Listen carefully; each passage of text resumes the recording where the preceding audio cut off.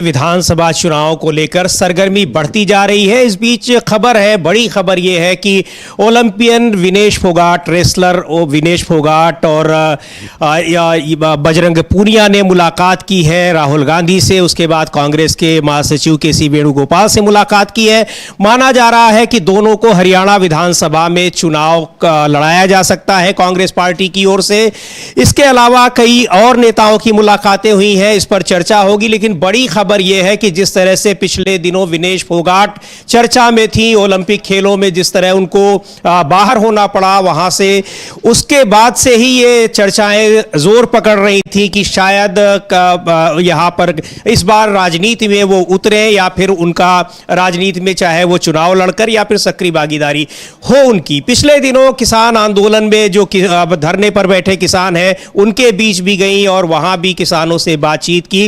और अब ये खबर है, बड़ी खबर है कि राहुल गांधी से, कांग्रेस पार्टी के नेता राहुल गांधी से विनेश फोगाट और बजरंग पूनिया दोनों ने मुलाकात की है।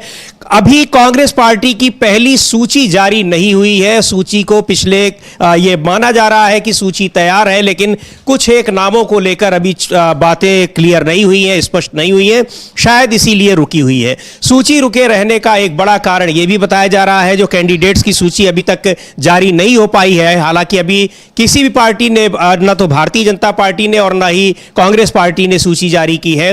पर एक बड़ी खबर यह भी है कि आम आदमी पार्टी के साथ उसका गठबंधन होना तय है और सीट शेयरिंग को लेकर, सीटों को लेकर जो समझौता है वो भी लगभग तय हो चुका है। तो वहां 90 सदस्यीय जो हरियाणा विधानसभा है वहां पर आम आदमी पार्टी और कांग्रेस पार्टी साथ चुनाव लड़ेंगी। यह भी कहा जा रहा है कि शायद समाजवादी पार्टी को भी कुछ सीटें वहां दी जाएं। अभी इन सारी चीजों पर बात चल रही है और जो सूची अभी कैंडिडेट्स की अभी नहीं आई है उसके पीछे भी यही कारण बताए जा रहे हैं।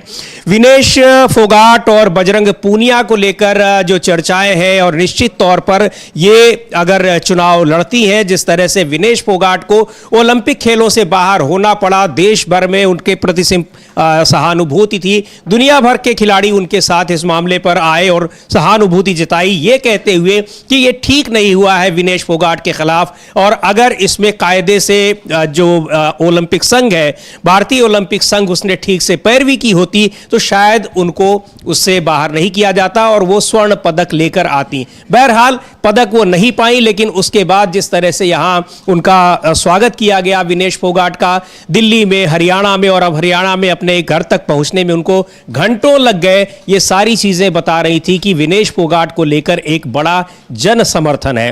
कांग्रेस नेता राहुल गांधी से मिलने के बाद अब यह तय माना जा रहा है कि विनेश फोगाट चुनाव, विधानसभा चुनाव में उतर सकती हैं, बजरंग पूनिया भी उतर सकते हैं। राहुल गांधी के बाद उनकी मुलाकात कांग्रेस का महासचिव के.सी. वेणुगोपाल से भी हुई। अब क्या आगे होता है ये देखने वाली बात होगी, लेकिन जिस तरह से हरियाणा के खिलाड़ी अब राजनीति के मैदान में पहले भी उतरते रहे हैं, लेकिन ताजा तरीन ये जो घटनाएं हैं उससे ये साफ साबित हो रहा है कि जो राजनीति का खेल है वो अखाड़ों के खेल से निकलकर जो तमाम खिलाड़ी हैं वो राजनीति में उतर रहे हैं और वहां भी अपने जो प्रतिद्वंदी राजनीतिक नेता होंगे, जो उनके उम्मीदवार होंगे, उनको पटखनी देने की कोशिश करेंगे। भारतीय जनता पार्टी की ओर से भी कुछ रेसलर्स के नाम आ रहे हैं कि चुनाव लड़ सकते हैं। योगेश्वर दत्त की कई दिन से ये चर्चा है कि वो चुनाव लड़ सकते हैं। हालांकि भारतीय जनता पार्टी की भी लिस्ट अभी नहीं आई है। इस मामले में अमलेदु जी, और क्या अपडेट्स हैं? जो विनेश फोगाट और बजरंग पूनिया की मुलाकात हुई है राहुल गांधी से, अब ये तो अब तय माना जा रहा है कि ये दोनों ही कांग्रेस पार्टी से विधानसभा चुनाव में उतरेंगे। अब हरियाणा के जो रेसलर्स हैं, खिलाड़ी हैं, चुनावी मैदान में भी, अब चुनावी अखाड़े में भी अब उतर रहे हैं। इसका क्या आपको लग रहा है कि परिणाम होने वाला है, या और इसमें क्या अपडेट्स हैं? क्या और भी खिलाड़ी चुनावी मैदान में उतर सकते हैं, जैसे योगेश्वर दत्त की भी चर्चाएं हैं? देखिए समीर जी, एक तो पहले भी खिलाड़ी उतरते रहे हैं हरियाणा में भी, और भारतीय जनता पार्टी ने ही उतारा था, आपको याद होगा। हालांकि वो चुनाव हार गई थी, वो पहलवान जो थी।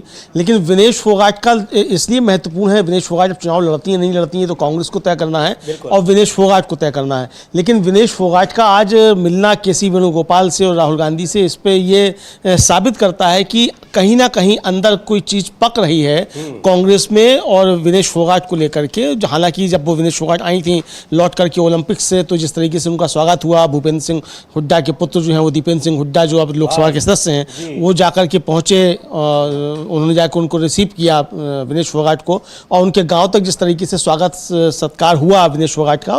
विनेश फोगाट उसके बाद किसान आंदोलन में भी शरीक हुई 200 दिन पूरे होने पे, और उनका जो बयान आए उससे साफ तौर पर समझ में आ गया कि अब विनेश फोगाट राजनीति की पिच पर भी उतरने वाली हैं। अभी तक तो वो अखाड़े में ही उतर रही थी, लेकिन अब वो राजनीति की पिच पर भी उतरने वाली हैं। अब देखना ये है कि विनेश फोगाट के राजनीति के पिच पे उतरने से यहाँ कौन जो है वो चित्त होता है, ये देखना होगा समीर जी।